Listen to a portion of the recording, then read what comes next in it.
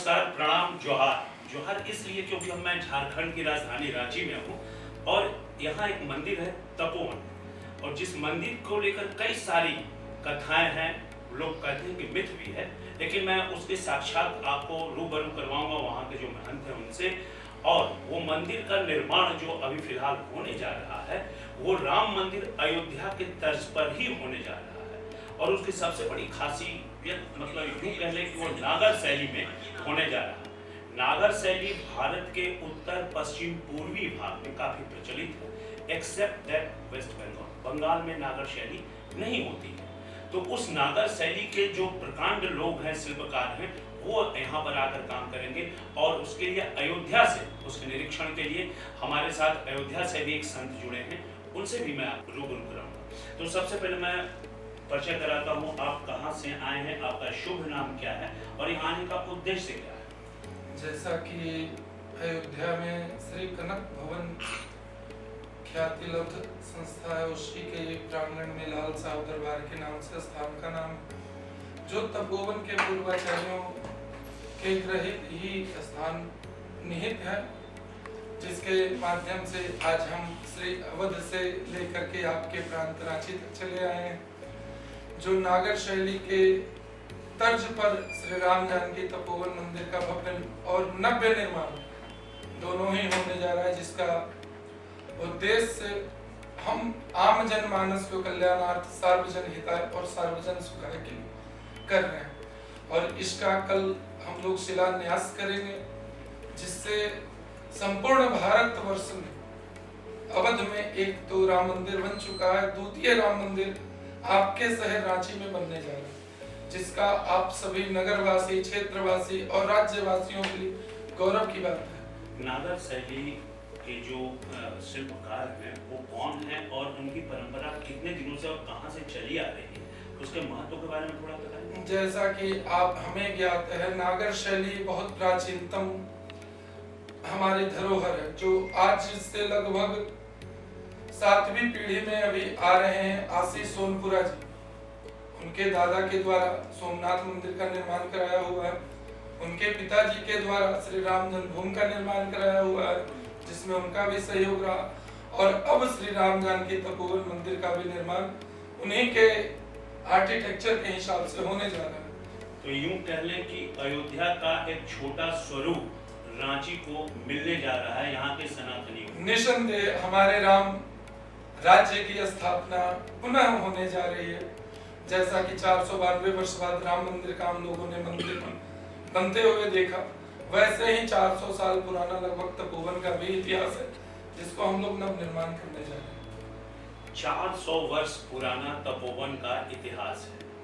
अब इस इतिहास में थोड़ा सा झांकने की कोशिश करना चाह रहा हूँ, क्योंकि तपोवन मंदिर के जो महंत हैं, महंत शिरोमणि भी कहिए, वो हमारे साथ बैठे हैं। पहले तो मैं उनका परिचय आप लोगों से करवा दे रहा हूँ, आप अपना परिचय पहले बताएं। महंत ओम प्रकाश शरण, श्री राम जानकी तपोवन मंदिर, निवारणपुर रांची। महंत जी ये बताइए कि इस तपोवन मंदिर में सीताराम जो मतलब मूर्ति है वो यहाँ पर जो, उसके बाद हनुमान जी का किस तरह से पदार्पण हुआ, और कहा जाता है कि वो स्वप्न में आए, उसके बाद उसकी छानबीन हुई, खुदाई हुई, और कहाँ से वो वापस आए और कितनी कठिनाई से आए, उसका कितना महत्व है, आम लोगों को जानना यह बात बहुत ही जरूरी है। तपोवन में जो वर्तमान में श्री सीताराम जी विराजमान हैं, वहीं के भूमि से प्राप्त हैं, जिसमें बाबा वेंकटेश्वर दास जी महाराज हमसे 6-7 पीढ़ी पूर्व महंत वेंकटेश्वर दास जी महाराज वहाँ भजन करते थे। उन्हें स्वप्न हुआ कि हम यहाँ भूमिगत हैं, यहाँ हमारी खुदाई करा करके यहाँ से हमें निकाला जाए और यहाँ भव्य मंदिर निर्माण कराया। तत्कालीन महंत वेंकटेश्वर दास जी महाराज अंग्रेज अधिकारी उनके शिष्य थे, उनके द्वारा वहाँ खुदाई करा करके और सीताराम जी को वहाँ से प्राप्त किया गया। बाद में लखनलाल जी का विग्रह वो जयपुर से अंग्रेज अधिकारी ही बनवा करके लाए और वहाँ स्थापित हुआ। श्री हनुमान जी के लिए ऐसे हमारे पूर्वाचार्यों ने बताया है कि रातूगढ़ किला में उनका पूजन होता था और जहाँ केवल राज परिवार में केवल महाराज साहब और वहाँ के राज्य पुरोहित ही जानते थे कि यहाँ हनुमान जी हैं या पूजन होता है।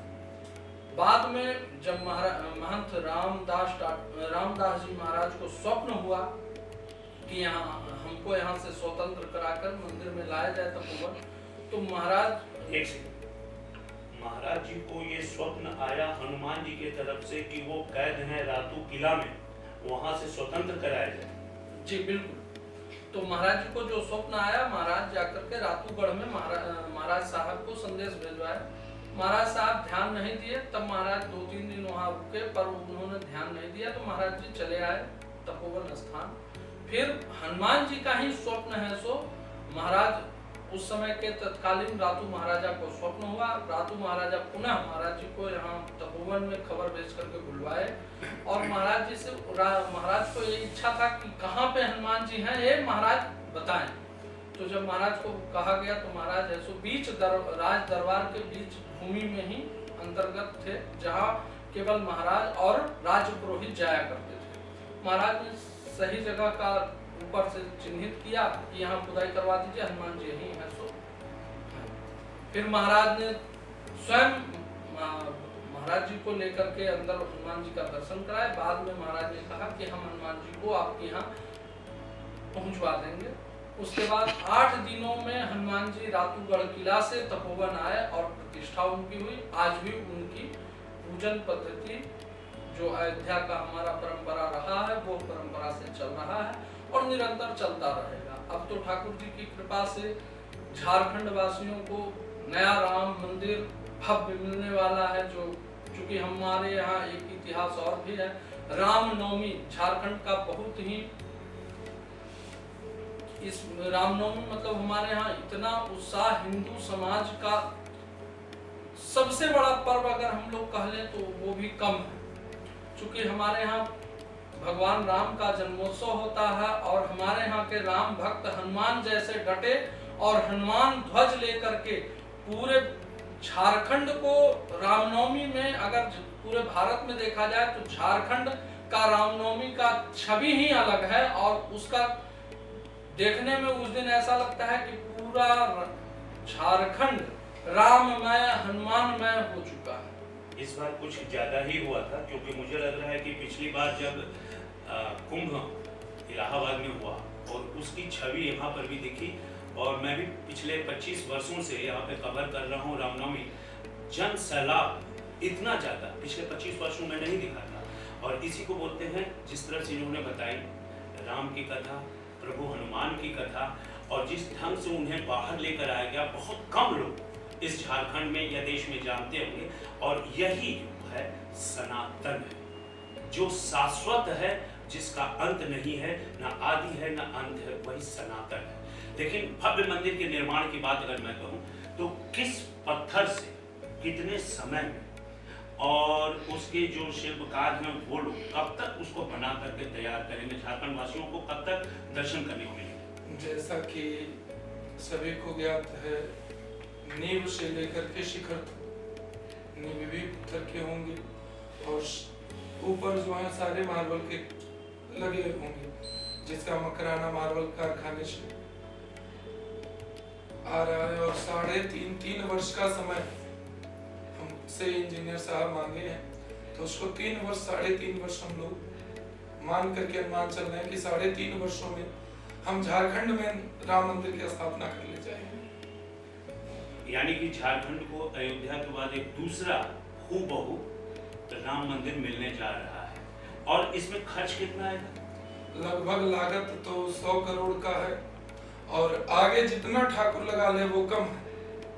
क्या भूमि अधिग्रहण में कहीं कोई समस्या आ रही है झारखंड में रांची में राम मंदिर की? नहीं, बिल्कुल नहीं। लोग स्वतः जमीन दे रहे हैं या सरकार दे रही है? जमीन तो मंदिर का ही प्राचीनतम है। जो दान लोगों का है वो श्रद्धालुओं का श्रद्धा सुमन हमें मिल रहा है। और इस नगर का सभी धनाढ्य सेठ हो या हमारे जो व्यवसायिक वर्ग है, सभी का मंदिर में पूर्णता सहयोग मिल रहा है। तो आने वाले समय में जिस तरह से राममय होने जा रहा है, लोग कहते हैं ना कि राम के थे, राम के हैं और राम के ही रहेंगे। तो ये सनातनी शब्द के साथ मैं अपने शब्दों को विश्राम देता हूँ और पूरी तरह से उम्मीद करता हूँ कि यह भव्य मंदिर सनातनियों को समर्पित की जाए और 3 वर्ष के बाद एक नया राम मंदिर का स्वरूप रांची में आपको देखने को मिले। Bhujang Bhushan, news alert India, Ranchi.